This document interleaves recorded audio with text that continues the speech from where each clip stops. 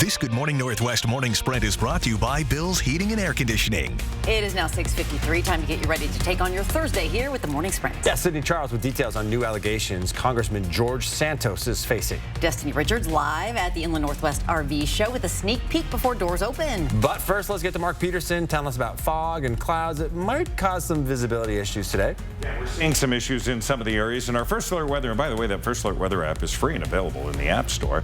We do have, again, a cooling down into Spokane here, 30 degrees, 33 into Coeur d'Alene. Expecting, again, cloud cover with some sun breaks this afternoon. Still some light snow into the Colville area, and that's going to continue to push out. We look at the 12-hour forecast. We're going to be in the low 30s throughout the morning. The afternoon, we're going to be into the mid-30s. Breaking news overnight, a car hit and killed a 57-year-old man who was walking on Highway 291 near Suncrest. These are pictures from Washington State Patrol last night. Troopers say the crash happened about 8 o'clock near Wiley Drive. The man who died is from Deer Park, but his name is being withheld until his family can be notified. The driver, 59-year-old Barry Melton of 9 Mile Falls, could face charges. The northbound lane of the highway was closed for several hours.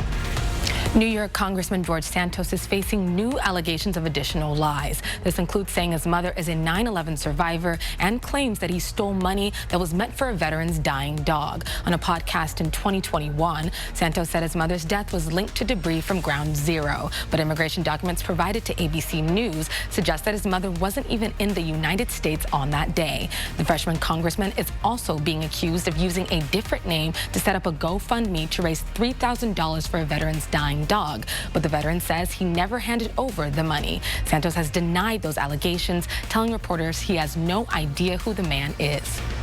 We now know what police found in University of Idaho murder suspect Bryan Kohberger's Pullman apartment. A newly unsealed search warrant reveals that investigators took cuttings from a pillow that had what they described in court documents as reddish-brown stains. Police say there was a lot of blood in the home where the 4 students were killed, and they believe some of it could have gotten on Kohberger's clothes and shoes. Investigators also say it's possible Kohberger could have inadvertently brought hair from his victims or even their dog back to his apartment.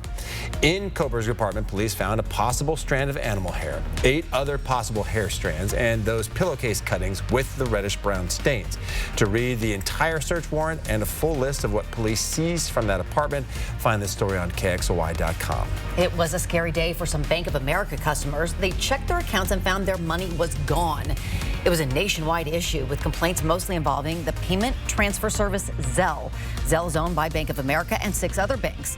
The bank apologized on social media, and by yesterday afternoon, B of A says the problem was resolved but did not give a reason for the disruptions. New security cameras are coming to Lewis and Clark High School. The school board approved the proposal at last night's meeting. Spokane Public Schools says the wireless cameras will be installed on ground-secured poles, not off the existing freeway bridge structure, and it will be in compliance with federal DOT requirements and restrictions. The Central Valley School District is making student safety a priority. It's hosting a school safety night at Ridgeline High School tonight. It starts at 6 o'clock. Parents will be given the opportunity to ask questions about the district's safety protocols or any other concerns they may have about their child's safety.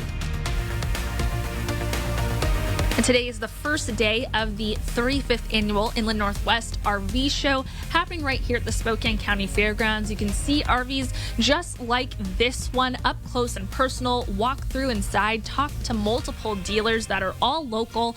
Again, it's happening through Sunday and tickets are $12 and good all weekend. You can see more information in this story on KXLY.com. A new solution to address homelessness in Spokane could be on the horizon. Senate Bill 5202 would bring $4 billion to Washington to finance programs and projects that address housing insecurity. This bill could be a solution for the homelessness, getting people into permanent housing. It would also support low-income families. This bill would authorize the State Finance Committee to issue up to $4 billion in general obligation bonds, and it would all go to financing programs and projects that address housing insecurity.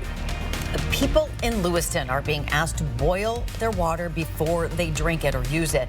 The city's reservoir ruptured, causing a failure to the water system. The water system failure happened early yesterday morning, leading to flooding, which also damaged some properties and some homes. The city issued a local disaster emergency, which is making its way up to the state level. If approved, the city would be able to ask for assistance from higher levels of government. We, of course, will be following this story and let you know the latest. And we will be back with the final check of weather with our pal Mark Peterson right after this quick commercial break.